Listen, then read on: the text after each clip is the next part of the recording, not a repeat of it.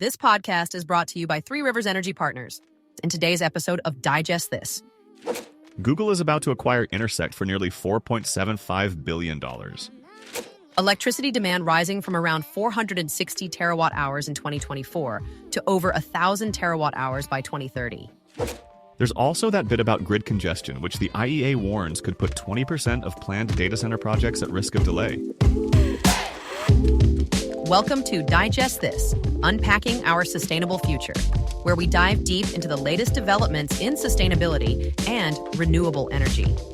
Join us in exploring the pioneering solutions and technologies that are shaping our future. Now, let's dive into today's episode.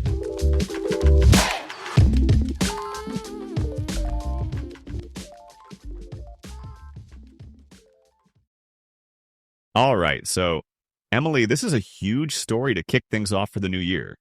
Google is about to acquire Intersect for nearly $4.75 billion. I mean, I don't think we can overstate how big this is for the U.S. data center and renewable energy space. Intersect's been co-locating data centers right alongside new renewable power, and now Google wants to do this at hyperscale. It's classic move fast, build big, you know? Yeah, it's wild. And what stands out to me is that they're not just buying a company for gigawatts of new power, they're buying expertise in this whole co-location strategy for integrating power and digital infrastructure. That's actual acceleration of the renewable build-out at the speed big tech needs for AI and cloud growth.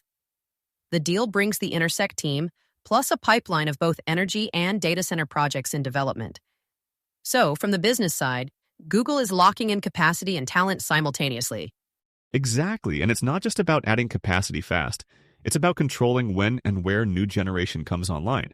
So you're not just waiting for grid upgrades. I want to bring up integration because Google isn't just investing in power.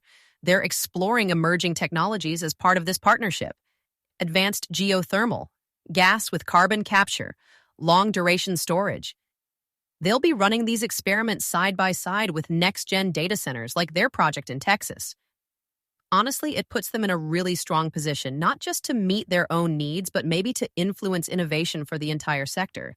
Yeah, and you know, Intersect's going to operate under its own brand, even as part of Alphabet. So their team keeps focus, but benefits from Google's deep pockets. This is a play to be more nimble in project delivery and keep a front row seat to every new innovation in grid, storage, and renewable deployment. Wild times in the infrastructure business. You know, it's easy to see why Google's betting so big when you look at what the International Energy Agency's been reporting. Electricity demand from data centers and AI specifically is exploding. We're talking about global data center electricity demand rising from around 460 terawatt hours in 2024 to over 1,000 terawatt hours by 2030, nearly doubling just in the next 6 years. Yeah, and the U.S. leads the pack, which is both exciting and a bit stressful. Most of those new data centers are AI-focused and can consume the same energy as, entire cities. In fact, some of these hyperscale AI centers are being built to handle demand that's, no joke, 20 times bigger than a typical center. It's like, who even imagines that scale?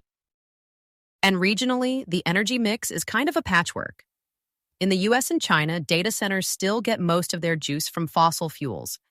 In the U.S., natural gas is the biggest source, over 40% of data center electricity. Renewables sit around 24%, but they are growing. Then China, coal is king for now, about 70% for their data centers. It's a pretty staggering number.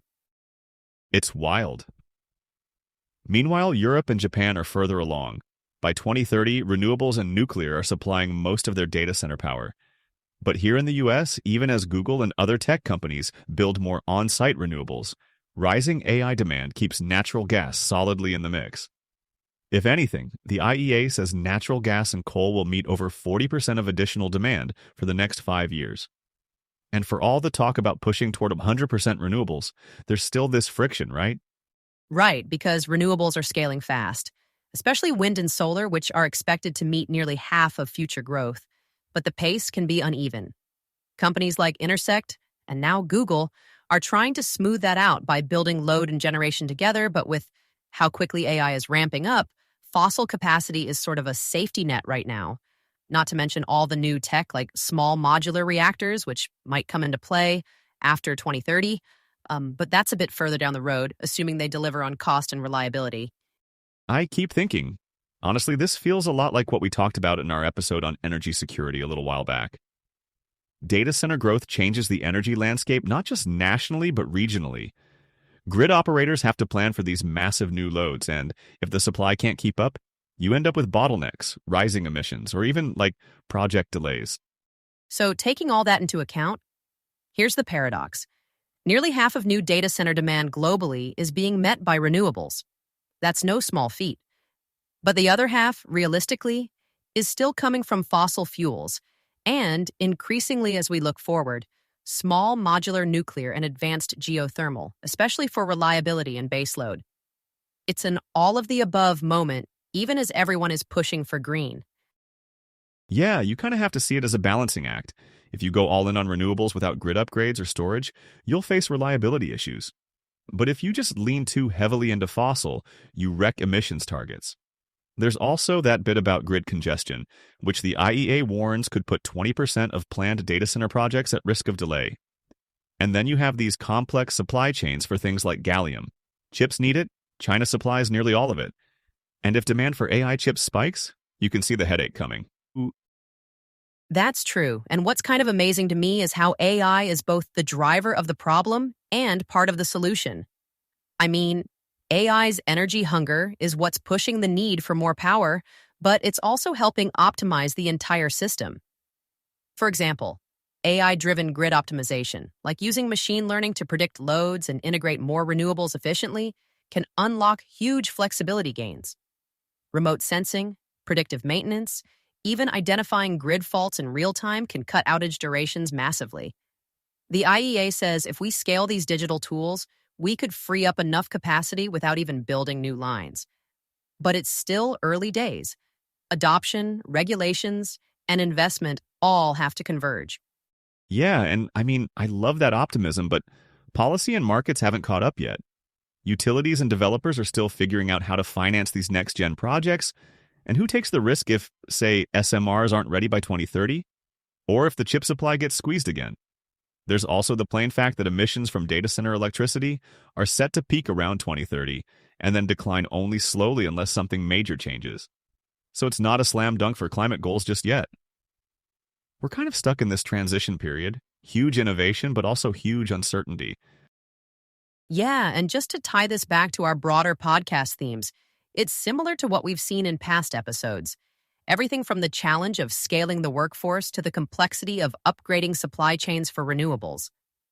Decarbonizing digital infrastructure isn't a straight path, but the lessons learned about collaboration, investment, and adaptability really do apply across the energy transition wherever you look. Totally agree. It's going to be a bumpy ride, but an exciting one. And honestly, the only way is forward. Emily, anything else you want to throw in before we wrap? I just want to say, this intersection of AI, big tech, and energy is evolving in real time. There are real risks, but also so much opportunity for innovation if we keep the momentum going. Thanks for a great conversation today, Alex. Always fun unpacking these big topics with you. Likewise, Emily. Thanks everyone for listening to Digest This, Unpacking Our Sustainable Future. We'll be back soon with more on what's shaping the world of renewables and sustainability. Take care. Bye, Alex. Bye, everyone. Catch you next time.